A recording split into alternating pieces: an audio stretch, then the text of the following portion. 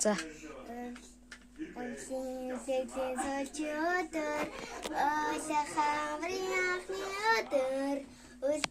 Гівлэгтэй шиний миний өглөө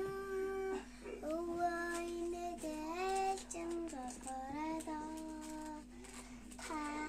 амархан сайн байна уу гэд та хоёрын төвшин зовхорой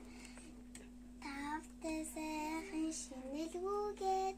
дуухан дээрээ өмсүүлээрээ өглөөний нар шиг мандаж орой өдрийн цэцэг шиг дэлхийж яваад өдрөөс өдөр сайн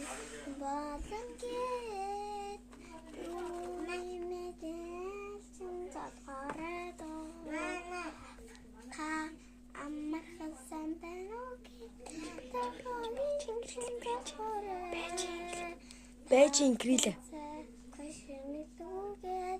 Дуухан дээрэн сүлэрээ намгэр гэртэж явах навчаас айлал дэлгэрж явах найр хөрөөр дөөрөн явах насандаа үргэж жаргаж яваарай ийм явж мөнгө чахаж тэр гэртээ төмөн цууртай хизээ сэтгэл амт хүүд жаргаж яваарай ихсэрээ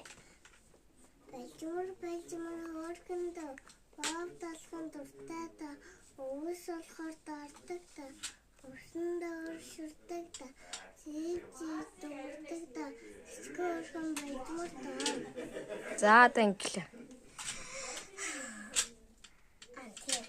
цагаан сарын шиний миний өглөө цагаа чанаж гоёлоо өмсч тооноо нар тасгийн үед томчуу түүхэд өвөөгийн төглөө гэр дүүр хүмүүс хоорондоо гар зөрүүлэн залгаж ажаад байсан гэж аав ээжтэй залгасангүй ах бэрэн ээжтэй залгасангүй